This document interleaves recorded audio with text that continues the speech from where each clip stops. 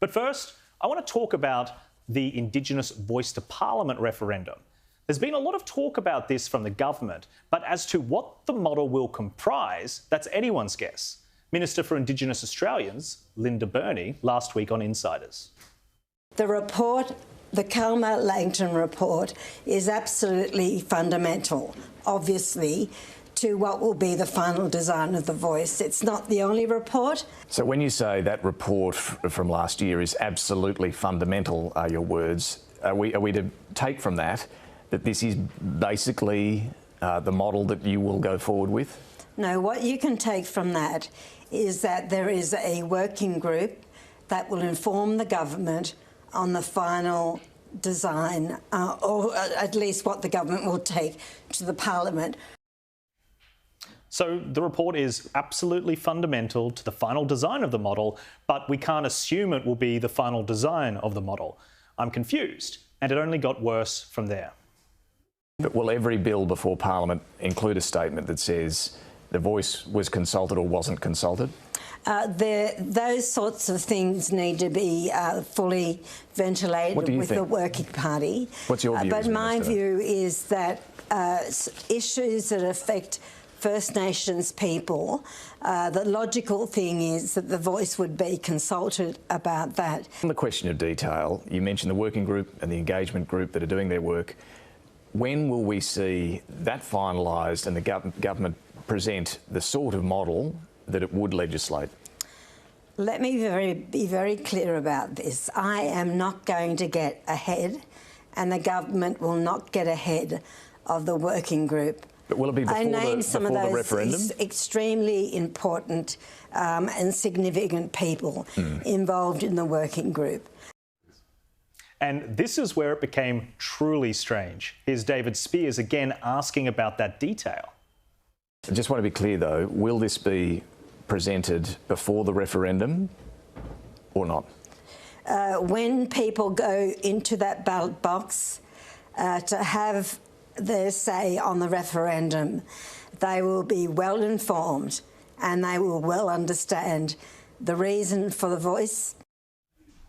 That's a very long way of saying I'm not going to answer the question. And it had some journalists pointing out how being well informed is very subjective. Yeah, I mean, what was your interpretation of the term well informed? I mean...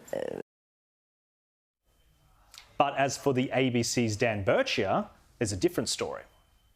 That goes to the question about how much detail, which is the thing everyone's asking for. The Minister also said there, by the time Australians go to the vote, they'll have all the information that they need. They'll be well informed about all the issues around what the voice would do and around that mechanism. So that seemed to be more than I've heard so far about.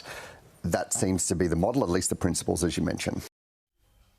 Seems to be is a phrase that, if anything, should trigger journalists, not reassure them, but the ABC may as well have been the government's PR arm.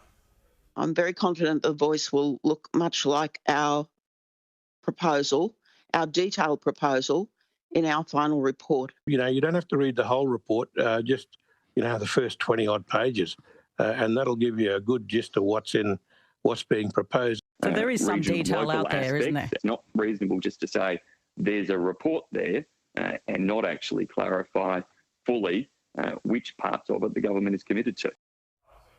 That last grab was opposition frontbencher Simon Birmingham politely telling Karvelis that she should do her job. As opposition leader Peter Dutton pointed out, there's something wrong if you can't explain the necessity for a referendum. To be told that, you know, this is a model that you must accept and don't ask for the detail, you're unreasonable if you ask for the detail, that's not how you conduct a public debate. And I think the PM's tied himself in all sorts of knots on this issue. And frankly, it's why a lot of Indigenous leaders are coming out now saying they can't understand why the Prime Minister's dumped this out into the public debate and refuses to provide even the most basic of detail. But if you do ask the government to elaborate on the details of the referendum, you must have ulterior motives, right? Here's Marcia Langton again. It's unfortunate that the Nationals have injected misinformation and vitriol into the debate so early on. I'm seeing this now as a bit like, the Adam Goodes saga, which is terribly unfortunate. This is too important to play nasty electoral politics. And the ABC even published this claim that some people against the Voice would actually start using eugenics in their arguments, which is, quite frankly, disgusting and lacking of any evidence.